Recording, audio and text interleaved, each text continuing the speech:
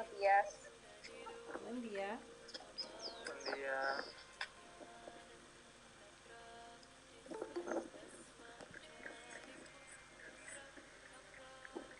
Jesús, estoy en la fila de votación. Cuando vote voy a desconectarme. Después me puedes unir de nuevo. Sí, debería poder. O en el mismo enlace, Caro. Ya, porque al hacer clic en el enlace Ujú. me dice solicitar unirse. Ya, es que voy Por a estar eso, atenta igual, po. Porque si, ya, claro, te doy yo la admisión, no hay problema. ya, ya. Hola, buenos Ay, días. una Hola, pala buen día. tremenda. Muy buen día.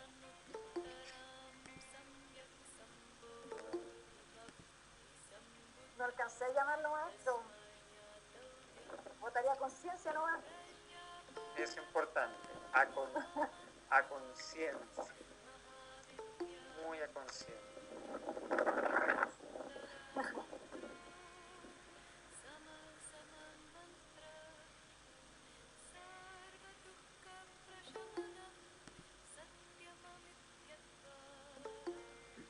Bueno, podemos entonces comenzar. Estamos justo en la hora. Así es. Ok. Buen día a todos. Domingo sumamente histórico en este momento. Y lo que nos convoca el día de hoy, en nuestro nuevo conversatorio, siempre esperado, es el bardo de la muerte. ¿Será que todo lo que vivimos, todas nuestras experiencias, y por sobre todas las cosas desde la visión y desde el seguimiento del Dharma, será que todas estas experiencias vitales y el aprender también a desapegarnos, cierto, de ellas, es vivir para aprender a morir? Vamos a hablar también, obviamente, de los conceptos de renacimiento y reencarnación, que si bien suenan similares, tienen diferencias significativas. Uh-huh. Así que los voy a dejar, como siempre, con maestro para que nos pueda ilustrar un poco más acerca del tema. Maestro. Bueno, muchas gracias. Gracias, Jesús, y muy buen día a todos. Espero que estén muy bien y que efectivamente el día de hoy sea un día histórico y no un día histérico, ¿no? ¿Cierto? Importante. Que es lo que se espera, ¿ya? Una pequeña humorada entre medio. Bueno, en efecto, lo que nos convoca el día de hoy es hablar sobre el bardo de la muerte. La palabra bardo hace referencia a un estado intermedio. Si bien es cierto, el budismo temprano, el budismo Theravada, es un budismo que no habla o no desarrolló el tema propiamente tal de la muerte, debido a que tiene una connotación más psicológica que filosófica. El budismo vajrayana es el que ha logrado desarrollar más el tema del bardo y del renacimiento junto con todas las culturas ancestrales de la India, ya en esta búsqueda del conocimiento de qué sucede después de la muerte. Pero en cierta manera, para poder comprender qué sucede después de la muerte, nosotros tenemos que aprender a vivir bien, porque en la manera en que nosotros comprendemos cómo es la vida, vamos a poder comprender de mejor forma la muerte. Hay algo que es muy cierto y que nadie puede escapar a ello. Nosotros no podemos escapar de la muerte, pero sí podemos escapar del renacimiento.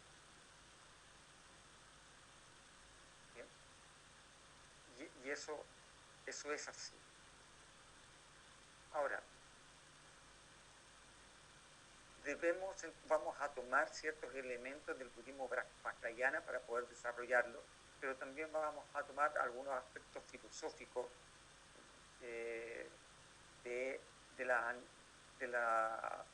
del occidente antiguo, como también de la teología occidental, para poder ir sentando y también creando algunos parámetros comparativos que permitan darnos una visión un poco más amplia, ¿ya? Porque por una parte, en la India antigua, ¿ya?, se hablaba que el ser humano tenía un alma que trascendía el cuerpo y reencarnaba cuerpo tras cuerpo. Pero por otro lado, en la misma época, incluso, estamos hablando desde siglos antes de la era común, incluso hasta el siglo I de la era común, se hablaba también de reencarnación en Occidente. De hecho, el judaísmo primitivo aceptaba ya la idea de la reencarnación. ¿Ya? Y es más, el cristianismo primitivo del siglo I también. El siglo I.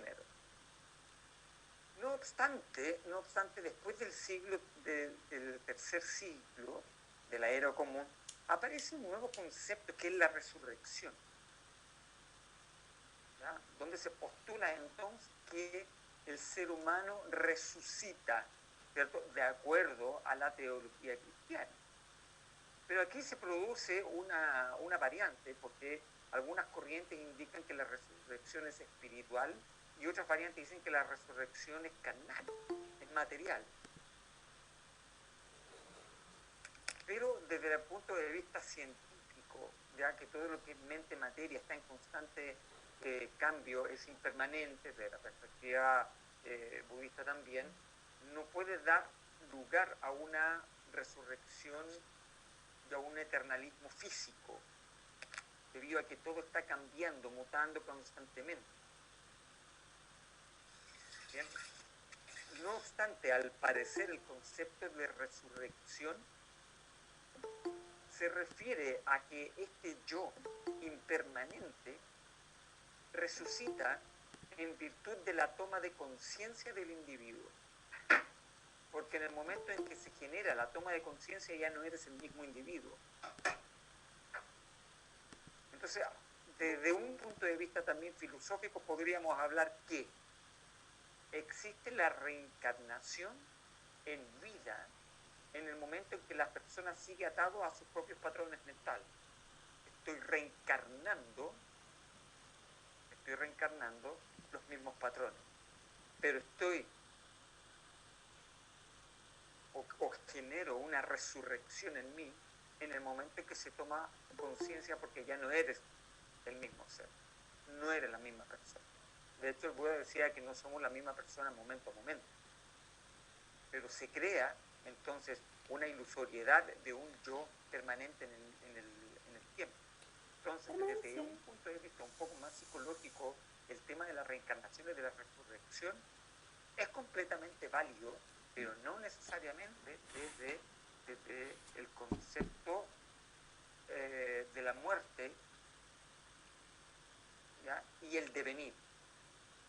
Porque en el brahmanismo antiguo, lo que era el antiguo hinduismo, se decía entonces que la reencarnación es porque nosotros tenemos un alma indivisible, única, propia, inmutable,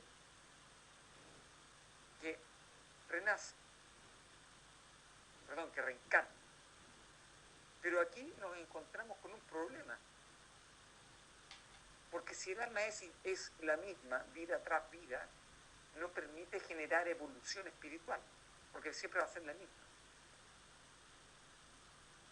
Por eso es que, por ejemplo, en el discurso de la característica de no alma, el Buda nos va diciendo del por qué definitivamente no habría lugar a la reencarnación finalmente. sino que el budismo habla directamente de lo que es renacimiento. Y lo que renace no es necesariamente un yo, ni un yo como algo físico. Como todo está cambiando constantemente, no hay nada propiamente tal tuyo que renazca a la próxima existencia. Lo único que sí existe son las voliciones del karma, que hace que la conciencia vaya nuevamente a la matriz. Pero esa conciencia tampoco no es un yo, porque el yo desaparece como identidad en el momento de la muerte. Por eso he querido tomar estos 3 puntos, renacimiento, reencarnación y resurrección, como para poder dar nuestro punto de partida. La realidad de la materia, ¿ya?, es que nosotros tenemos aquí 2 conceptos, un concepto desde un punto de vista científico antiguo, ¿cierto?, materialista, y uno un poco más moderno que vendría siendo como el planteamiento de la física cuántica. Tenemos una realidad relativa y una realidad última. La realidad relativa es burda, percibida por los sentidos. Es fijo o inmutable, perceptivamente. Se percibe de forma independiente. Y por ello se crea entonces reactividades emocionales. Pero al parecer los antiguos le llamaban alma a las emociones. Porque si nosotros vamos a descifrar el concepto de alma de acuerdo a cómo lo percibía cada cultura en la antigüedad, el alma se define de una forma muy distinta. Nosotros hemos heredado probablemente el concepto greco-romano de alma, pero cada una de las culturas, si nos vamos, por ejemplo, a definir el alma desde una perspectiva hebraica, desde una perspectiva egipcia, mesopotámica, india, china o taoísta, no hay un punto en común. Entonces el alma lo define cada uno de una forma muy personal. En la medicina china, por ejemplo, el alma guarda una relación directa con los estados emocionales. Ciertos órganos que almacenan el alma. Entonces finalmente no significa que no pueda ser válido, sino que no hay un consenso conceptual desde las distintas culturas y filosofías antiguas. Por lo tanto, nosotros en la modernidad utilizamos el concepto alma también para referirnos a algo que no tenemos idea qué es, pero lo utilizamos de igual forma. Cuando hablamos de alma, cuando la persona tiene un dolor y dice me duele el alma no duele, no tiene terminales nerviosas. Pero cuando decimos me duele el alma, finalmente porque estás acongojado por alguna emoción. Entonces, no hay un acuerdo ni un consenso al respecto. Pero desde un punto de vista de una realidad última, entonces la realidad ya no es burda, sino que es sutil. Es percibida no por los sentidos, sino que por la conciencia. Es impermanente o mutable, no es fijo o inmutable desde la otra perspectiva. Es interdependiente y no independiente. Es espíritu y no alma. Entonces, cuando nosotros preguntamos a los sacerdotes que me definan también la diferencia entre alma y espíritu, tampoco llegamos a un consenso, porque los grandes religiosos de las distintas religiones tampoco llegan a un consenso de la definición de alma y espíritu.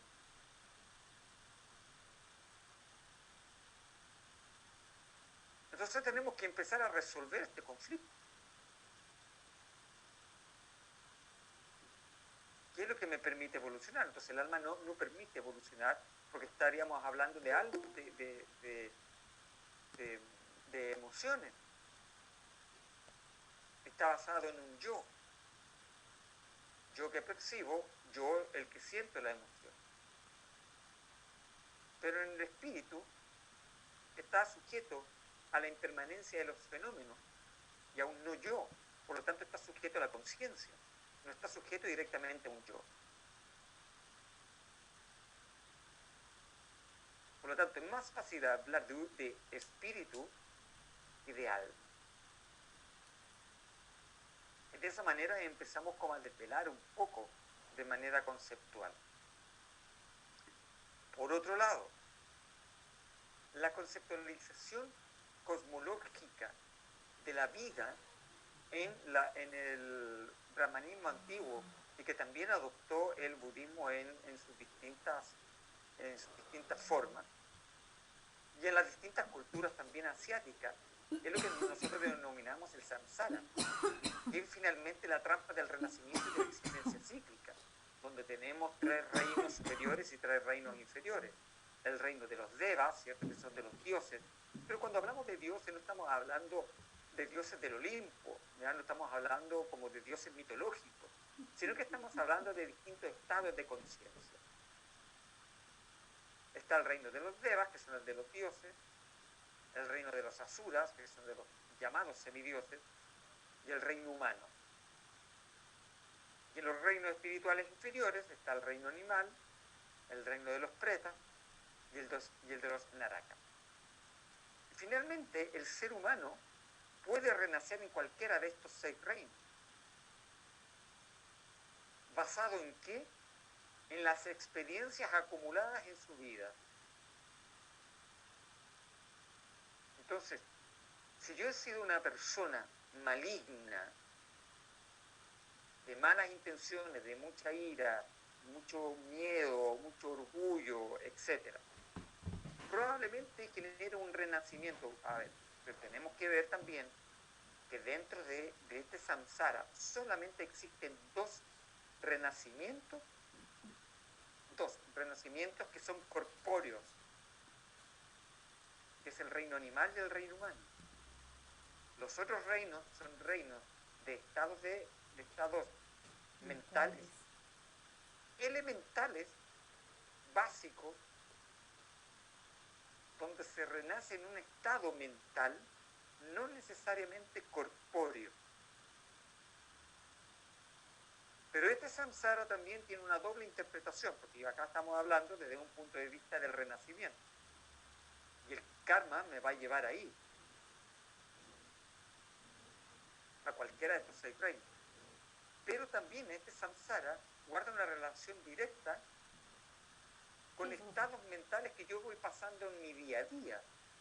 Yo puedo pasar de un momento a otro por los 6 reinos. Puedo comportarme como un animal, como un ser humano, como un asura, como un deva, como un preta, como un naraka. Momento a momento, cuando me enojo, cuando estoy pacífico, cuando estoy con orgullo, cuando siento envidia o celo, cuando siento posesividad, avaricia, voy pasando de un estado mental distinto momento a momento. Entonces voy circulando por este samsara. No obstante, el karma que yo voy acumulando va generando entonces una tendencia que va a crear entonces que renazco como un ser humano nuevamente para poder resolver los conflictos que he dejado pendientes en mi existencia anterior por efectos kármicos, como también puedo generar un renacimiento real, ya no corpóreo, dentro de uno de esos estados espirituales. ¿A qué quiero llegar con esto? Porque de aquí yo me salto de oriente a occidente para poder también plantear un poco el eternalismo de las religiones judeocristianas, ¿cierto? Que mediante el comportamiento benéfico, el amor, la compasión, etc., ¿ya? Yo puedo renacer, ¿ya? Yo puedo renacer para algunas religiones, ¿cierto?, en un reino superior, en el reino de los devas. Pero por otra parte, desde la desde el cristianismo, se dice que en la resurrección, entonces nosotros vamos a renacer, ¿ya?, en el reino de Dios, que para uno es físico, que para otro es espiritual. Lo más probable que debido también a las condiciones y el conocimiento científico, lo más probable que sea espiritual y no sea necesariamente físico, porque es contra natura finalmente una existencia eterna, un eternalismo físico. Eso es imposible de acuerdo a las leyes de la propia naturaleza. Pero aquí se plantea un tema un poco complejo, porque desde la perspectiva del cristianismo, suponiendo incluso que este renacimiento o esta resurrección es espiritual, estos reinos espirituales, sobre todo el reino de los Devas, que está dotado de felicidad y orgullo, son reinos que desde un punto de vista temporal tienen una duración muy prolongada. Nosotros vivimos solamente un promedio de 80 años, que es solamente Es muy poquito. una inhalación dentro del cosmos. No existe un principio como un Big Bang propiamente tal, porque el universo es elástico. El universo todavía se está expandiendo. Todavía tenemos que llegar al punto de la contracción. Pero después de ese punto de contracción no significa que hay una extinción, sino que como el universo es elástico, significa que hay muchos Big Bang, por lo tanto hay una expansión y una contracción que no tiene principio y no tiene fin. Entonces, ¿qué implica esto? Que el reino de los Devas, desde la perspectiva humana, es eternalista porque dura mucho tiempo. Estamos hablando de probablemente eones. Pero eso no significa que acabado el karma positivo, acumulado, dado por las acciones de un estado de conciencia determinado, significa que estás fuera de la rueda del samsara, sino que se produce finalmente un nuevo devenir y tienes que volver. Entonces, el planteamiento del budismo dice, perfecto, tú puedes renacer en distintos reinos, tanto espiritualmente, bien, momento a momento, como físicamente. Pero no estás ajeno finalmente al samsara. Pero cuando nosotros purificamos la mente y somos capaces entonces de no producir más karma, de purificar el karma y de alcanzar el despertar, entonces ya no hay un nuevo devenir. Entonces este reino de los Devas, que desde una perspectiva occidental podríamos llamarlo que está compuesto por la angelología occidental, los serafines, los tronos, los principados, los ángeles, los arcángeles, los querubines, ¿ya? Son lo mismo, finalmente. Pero eso no significa que sea eterno, porque finalmente los ángeles, estos llamados ángeles o Deva, no han purificado completamente el karma. Y la máxima oportunidad para un ángel es el renacimiento humano como para poder salir de la rueda del samsara. Por eso desde la perspectiva budista el único estado mental que permite salir de la rueda del samsara es el renacimiento humano, porque necesitamos, uno, de conciencia de un yo, y necesitamos de la corporeidad para poder hacer el trabajo espiritual, para poder generar la purificación del karma. Si no tienes la materia corpórea, no puedes hacer. Ese es el punto. Ahora, el bardo se define entonces como un estado intermedio, que puede ser un estado intermedio entre una vida humana y otra vida humana, como también entre una vida humana y otra vida de cualquiera de los estados del samsara. El bardo de la vida en sí, de acuerdo a esta enseñanza, es un estado intermedio entre el nacimiento y la muerte. Es el transcurso de la vida donde podemos decidir, escoger, determinar si continuamos dando vuelta en la rueda de la vida o si avanzamos hacia la espiral hacia arriba. El bardo del sueño es el estado del sueño, es un estado intermedio entre el estado de vigilia y el sueño profundo. En el estado de sueño es posible entrar en contacto con niveles más profundos de la realidad, donde ésta se presenta en el sueño a través de imágenes, arquetipos, ¿bien?, etc. Por lo tanto, aquí hay un punto muy importante. El bardo del sueño es similar al bardo de la muerte. Por lo tanto, cada vez que nosotros nos vamos a dormir, estamos ensayando la muerte. Eso es. Imagina lo siguiente. Imagina que has tenido un día muy estresante, has tenido muchos problemas, con mucha angustia y mucho estrés. ¿Cómo va a ser la noche? Muy estresante. Te vas a estar despertando, vas a tener pesadillas. Pero si has tenido una vida pacífica, con los sentidos en calma, ¿cómo va a ser la noche? Vas a dormir plácidamente. De la misma forma, si vives muy estresado, ¿cómo va a ser el bardo de la muerte? Un día de tu vida es el equivalente a toda tu vida. Una noche es el equivalente al bardo de la muerte. Cada vez que estás despertando es el equivalente al nacimiento. Cada vez que te vas a dormir es el equivalente a la muerte. Entonces, si quieres saber cómo va a ser tu muerte, ve cómo es tu vida hoy.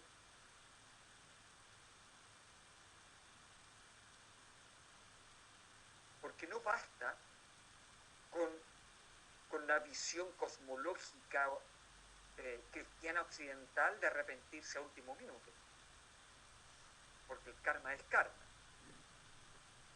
Tú te puedes arrepentir en cualquier momento, eso es verdad. Pero después del arrepentimiento viene la reparación. Porque el karma está ahí. Y te lo llevas contigo. Todo lo que tú has hecho en la vida, en virtud de las motivaciones mentales, te lo lleva. Pero todo lo poseído no te sirve de nada, absolutamente de nada. No te vas a llevar ni a tu familia, no te vas a llevar las cosas que tienes, nada de eso. Solamente te vas a llevar las intenciones de tus acciones. Y por último tenemos un tercer bardo, que es el bardo dhyana, que se refiere a un estado intermedio entre dos pensamientos y emociones. Bardo, estado intermedio.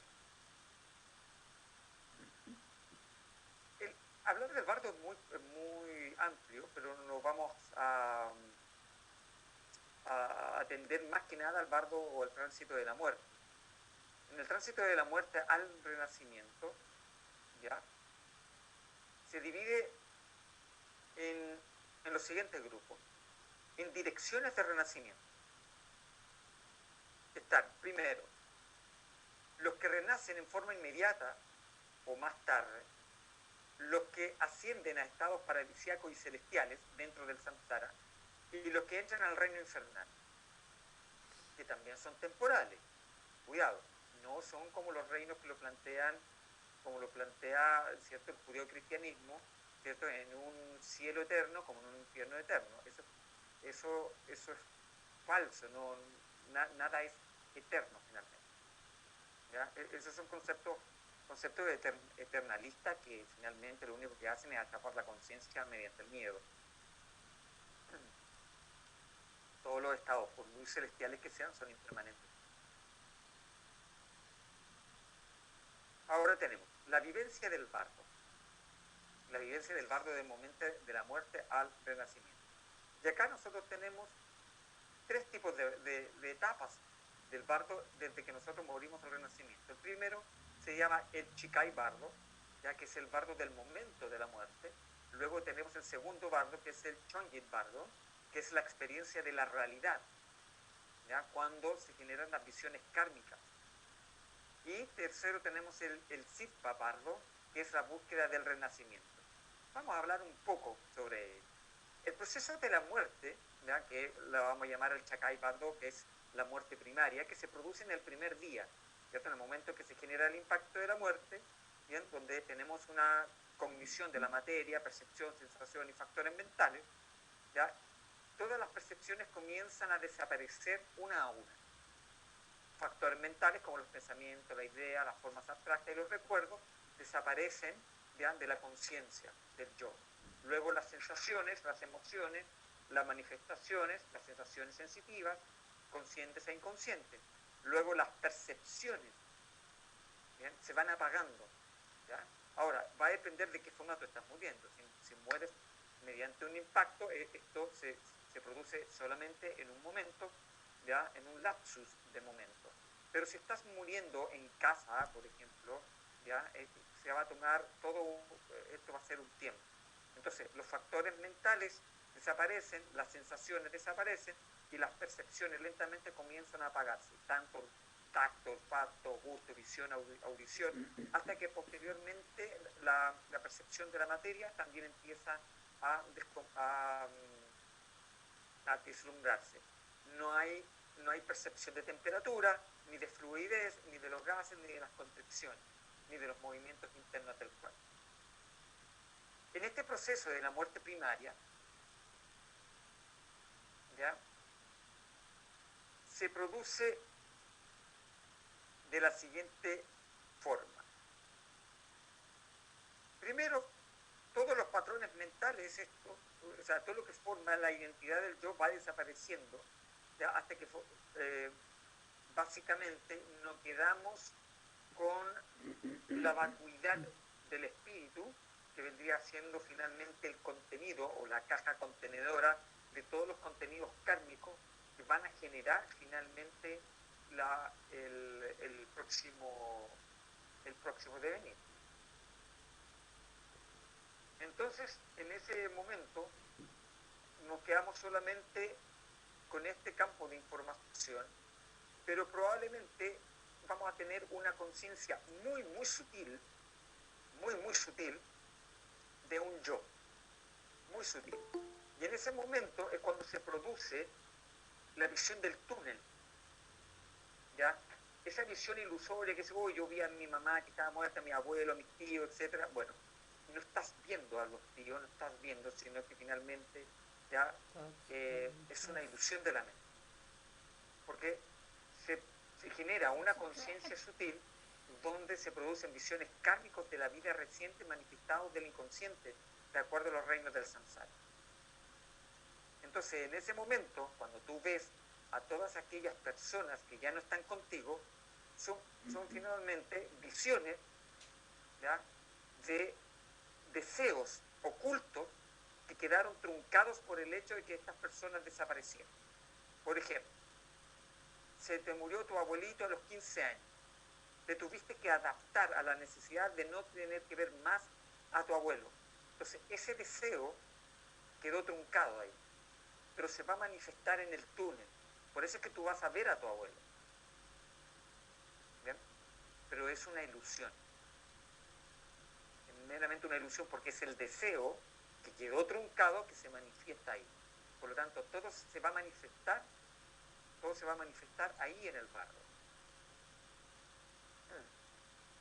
Entonces, entramos posteriormente a donde esta conciencia sutil, pasado el túnel, se van a presentar los estados mentales más relevantes que nosotros hemos tenido en nuestra vida. Basado, obviamente, en esta rueda de la existencia, por lo tanto se van a presentar tanto las visiones kármicas positivas como negativas que tengan esta evolución kármica, tanto de los reinos superiores, dotados por felicidad, orgullo, celo, envidia, deseo, apego, pasión, duda, como también de los reinos inferiores, que puede ser el prejuicio, la positividad, la avaricia, el reino del sufrimiento en sí, la ira, el miedo, etc. Se va a presentar todo esto. Entonces, entre todo lo deseoso y lo no deseoso, la conciencia se va a ir de un lado a otro. Por lo general, muchas llamadas almas en pena, que no son almas en pena, sino que son conciencias, quedan atrapadas ahí. Y te quedas atrapado en lo superficial, te quedas atrapado en el karma que tú mismo produciste en tu propia vida. Te puedes quedar atrapado en lo placentero o te puedes quedar atrapado en lo displacentero. Entonces, finalmente son tus propios demonios internos que nunca superaste en tu vida, lo que se presenta de forma sutil, en forma de ilusión en el bardo, y te mantienen atrapado. Y así es como tú puedes permanecer mucho tiempo, desde un concepto temporal, ¿ya?, atrapado en el bardo. Aquellas personas, por ejemplo, que hacen espiritismo y que contactan a los muertos, simplemente están contactando a estas conciencias que están atrapadas en el bardo. Porque básicamente un ser que transita normalmente desde la muerte al renacimiento debería tomar temporalmente 49 días. Pero una persona que no medita y que no tiene un trabajo espiritual adecuado basado en este conocimiento, tú te puedes quedar atrapado sin renacer, ¿ya?, en cualquiera de los reinos durante mucho tiempo, ¿ya? Y eso es complejo, porque si en algún momento tú sufriste en tu vida un estado mental muy deplorable, probablemente lo vas a repetir en el estado del bardo. Entonces va a llegar un momento, ¿ya?, en que vas a estar produciendo, ¿cierto? No es producir, vas a estar viviendo las consecuencias de este cambio. Hasta que esta conciencia sutil pueda desligarse y continuar. ¿Por qué? Porque es en esta parte cuando tú te puedes quedar atrapado en los reinos superiores o los reinos inferiores, donde las deidades iracundas del samsara, ¿bien?, te mantienen atrapado. Pero si tú tienes una vida espiritual, vas a tener la guía de los bodhisattvas. Porque una de las funciones de los bodhisattvas es socorrer en el momento de la muerte a todos los seres que dejan la vida física. Pero si no hay una vida espiritual de por medio, van a ser las deidades iracundas del samsara las que te van a mover y te van a mantener atrapado. Entonces, cuando la conciencia sale de este atrapamiento kármico, ¿ya?, se produce el momento en que se apaga esta visión kármica y ya no hay más una visión de un yo kármico, ¿bien?, y se vislumbra el próximo renacimiento. La segunda etapa ya se produce, es decir, desde que entramos al bardo, desde el segundo al séptimo día, cuando estamos atrapados.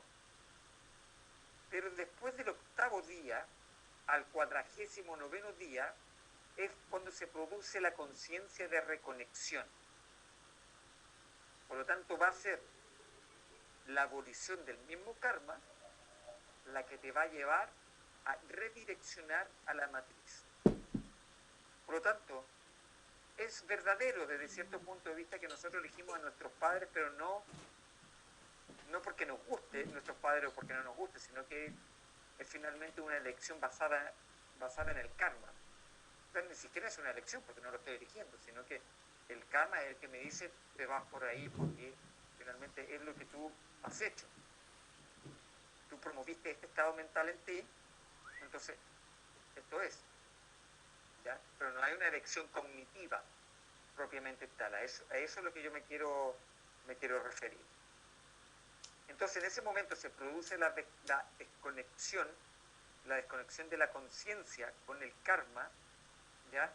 Y ahí la conciencia entra pura en el momento ya en que se genera la reconexión. La reconexión a la nueva corporeidad se produce de una forma muy tenue, no única y exclusivamente en el momento de la fecundación del óvulo con la esperma. ¿De acuerdo? Porque aquí está el componente ético de dónde y cuándo comienza la vida. Porque la vida comienza en todas partes. La vida es vida, a la larga. No hay un comienzo de la vida y un término de la vida. Todo es cíclico. Pero sí, hay algo que es completamente irrefutable, que la conciencia está en el vientre materno con el primer latido del corazón. Porque la conciencia no está en el cerebro, sino que está en la impulsividad eléctrica del corazón. Por lo tanto, es cuestionable si la conciencia ingresa en el momento de la unión del óvulo con la esperma. Es cuestionable, pero no es cuestionable con el primer latido del corazón.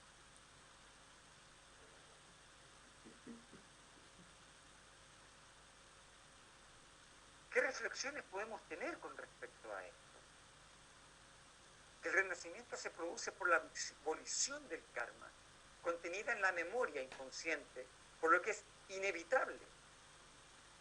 Y es consecuencia del estado de ignorancia interior que el ser humano se produce a sí mismo mediante su propio sufrimiento y percepciones erróneas. Por lo tanto, es una rueda interminable que no representa necesariamente una evolución espiritual definitiva. Eso es. No sé si hay alguna pregunta que podamos resolver, probablemente pueden haber muchas, pero hemos querido tocar el tema de una forma bastante rápida, ¿ya? Para tener una idea un poco más global del tema. Maestro, Natalia había preguntado en el chat, entonces maestro, ¿el sentido del yo, la dualidad, nos permite la iluminación? ¿Permite qué? ¿La iluminación? O sea, el único estado samsárico que permite el despertar es el estado humano. No hay otro. Finalmente, para poder eliminar este yo, debo trascenderlo a través del mismo yo. Entonces, vamos creando una personalidad para poder tener las herramientas de vivir en el día a día. Pero en el momento en que nos quedamos atrapados, vamos creando mayor karma. Este yo es el que me permite la toma de conciencia para poder realizar el trabajo. El problema es cuando me quedo atrapado en este yo, cuando me quedo atrapado en las emocionalidades.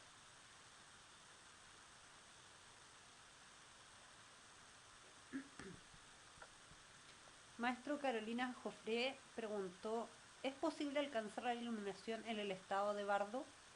Y le gustaría saber también sobre la práctica de Powa. ¿De la práctica de qué? De Powa. ¿De Powa? Sí.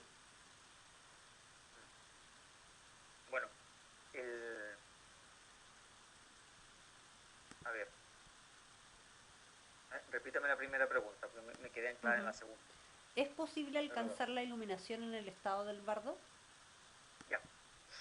Buena pregunta. De acuerdo a Padmasambhava, ¿cierto? Es el que propone esta, llamémosla la teoría del bardo todol.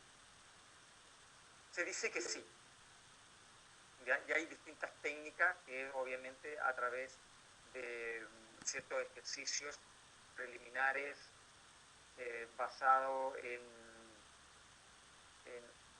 esta misma guía de instrucciones del bardo todol. También existe, por ejemplo, el yoga del sueño, que nos permite ir redireccionando el sueño, tener sueños lúcidos conscientes. Pero básicamente es el trabajo espiritual que tú haces en el día a día. ¿Ya? Tú puedes practicar las distintas prácticas, el yoga del sueño, puedes practicar chowa, ¿ya?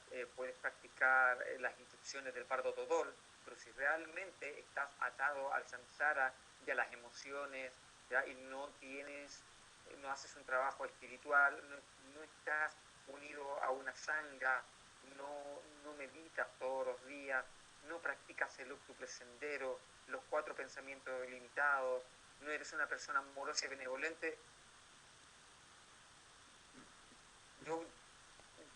yo tengo que entender, ¿ya? Que es el propósito de la vida es aprender a morir. En primera instancia, ni siquiera estamos hablando que alcances el despertar. Si no alcanzas el despertar, por último aprende a morir sabiendo vivir amorosa y compasivamente. Ahora, la práctica del powa, ¿ya? Es una práctica tibetana muy beneficiosa porque permite ayudar a la conciencia a transferirla.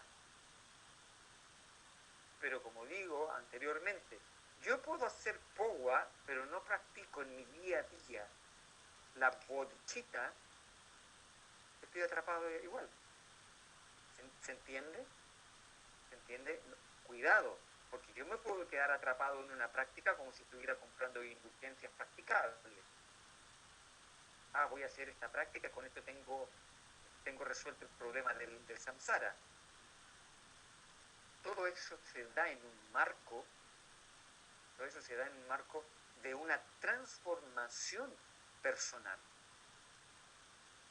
Y es ahí donde nosotros necesitamos el apoyo de la sangha.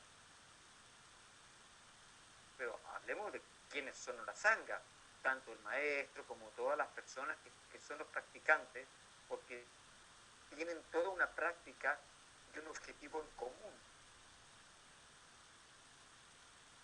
La práctica de la bodhicitta, el despertar de la conciencia, tener esta red, este grupo de apoyo, que es muy importante. Eso. Ángela María preguntaba, maestro, ¿las divinidades que aparecen en el bardo son producto de la conciencia o realmente existen?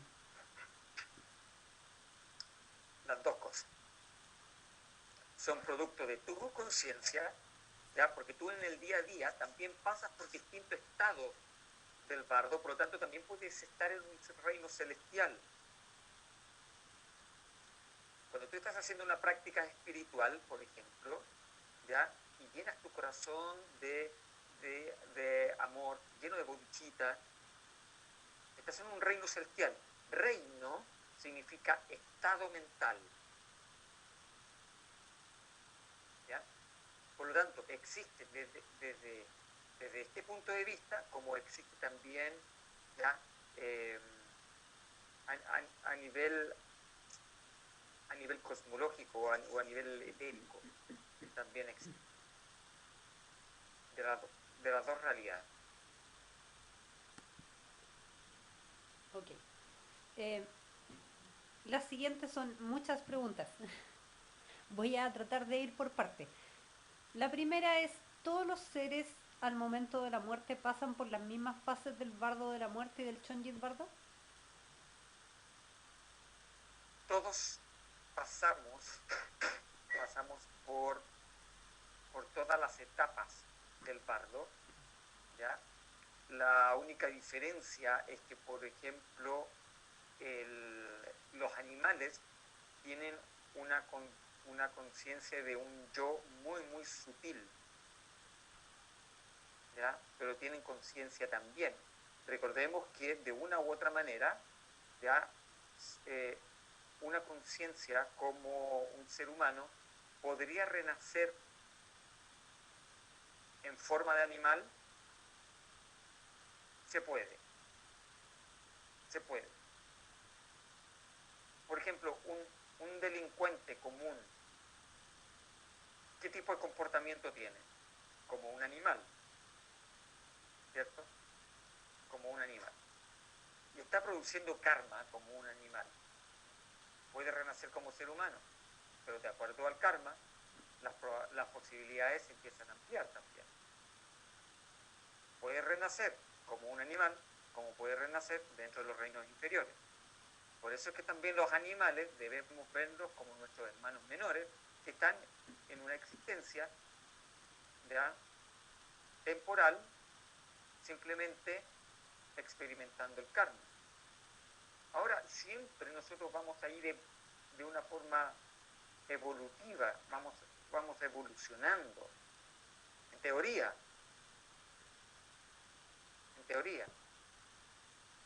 deberíamos ir evolucionando. Pero es nuestro propio karma la que nos va haciendo vivir distintos tipos de experiencias, ¿ya?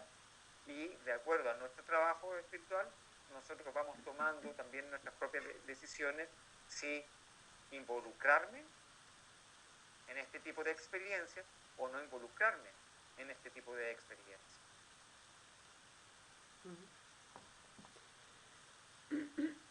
La siguiente pregunta quedó un poco respondida por la misma.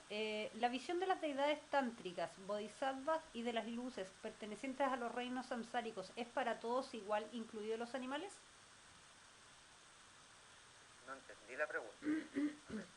Si se refiere, maestro, a que ya que las fases son igual para todos, si es que los animales también tienen esta visión de las deidades tántricas dentro de su barco. A ver, como ellos tienen una conciencia distinta a la de nosotros, las visiones kármicas que generan son en virtud, ¿ya?, a las percepciones que tuvieron de acuerdo a la materia física que tuvieron anteriormente. ¿Ya? Por lo tanto, no lo van a percibir como forma humana probablemente. ¿Ya? De acuerdo que lo que se produce a nivel karmático, estas visiones kármicas, son en función a la forma de percibir que tiene el objeto material anterior a la muerte. Por lo tanto, la forma en la cual percibe un animal es distinta a la forma en la cual percibe un ser humano. Se produce de igual forma, pero las visiones kármicas son distintas. Se producen igual, pero de forma distinta. La siguiente pregunta dice, ¿el arrepentimiento antes de morir que conduce a la persona al reino de los cielos en el cristianismo tiene algún paralelismo con la doctrina de la tierra pura donde se insta al practicante a repetir el mantra del Buda Amitabha con el objetivo principal de renacer en Sukhavati de Wachan? Bueno, ahí estamos hablando un poco más de especulación filosófica, pero también una vez yo me lo pregunté. Yo dije, esto del reino de Amitabha me es muy similar, ya, al reino, por último, al reino de los Devas, o independiente del reino de los Devas, ya, a un reino celestial muy similar al reino cristiano. ¿Ya? Es muy, muy similar al reino cristiano. Se hace difícil poder generar alguna opinión concluyente, ¿ya? Muy difícil el poder concluir. No obstante, yo creo que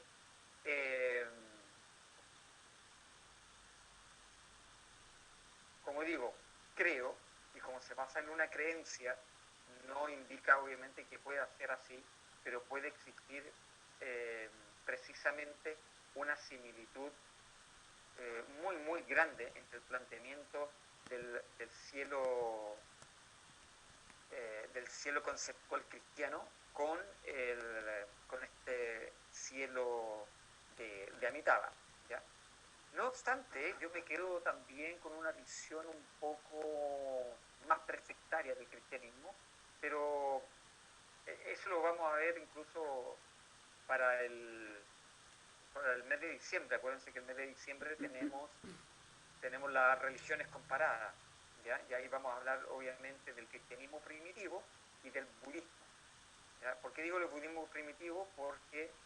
Del cristianismo primitivo, porque el cristianismo actual no tiene ningún tipo de relación con el cristianismo primitivo, el cristianismo presectario, ¿ya? Lo que vamos a tratar de nosotros hacer una comparación, y ahí yo creo que se va a responder de mejor forma la pregunta de nuestro amigo acá, ¿ya?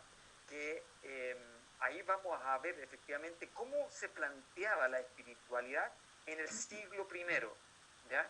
Que no tiene una relación alguna con los textos contemporáneos bíblicos, ¿ya? Porque vamos a estar hablando del cristianismo gnóstico del siglo primero con el budismo presectario del siglo V antes de la era común, ¿ya? Junto también con el budismo mahayana, ¿ya? Del siglo II antes de Cristo.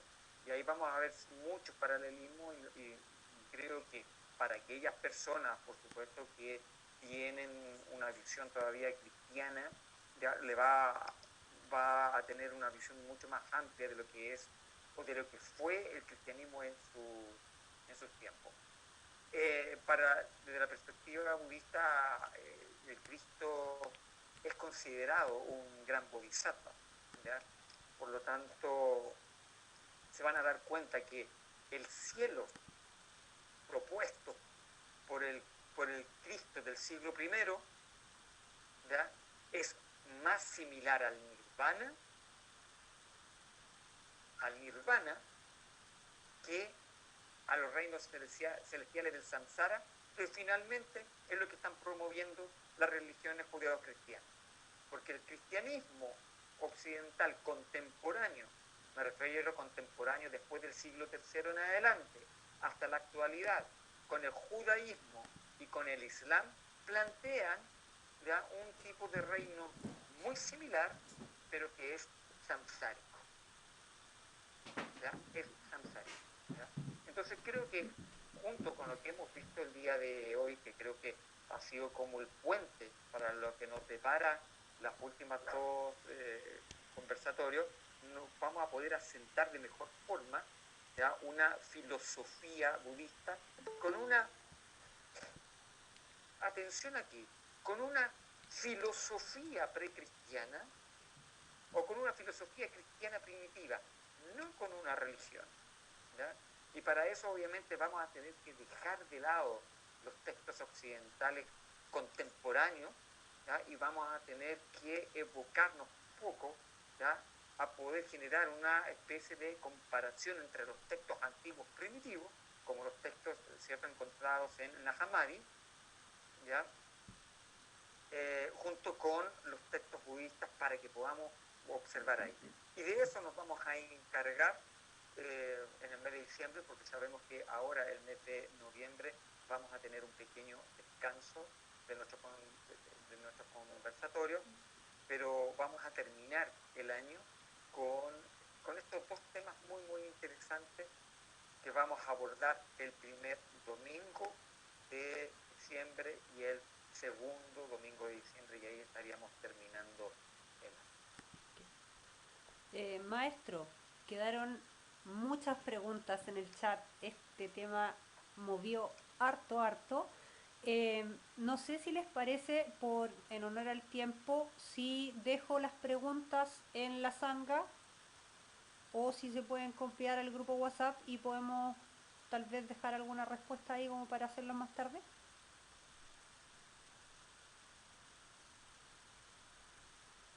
¿O se la envío directamente, maestro? ¿No?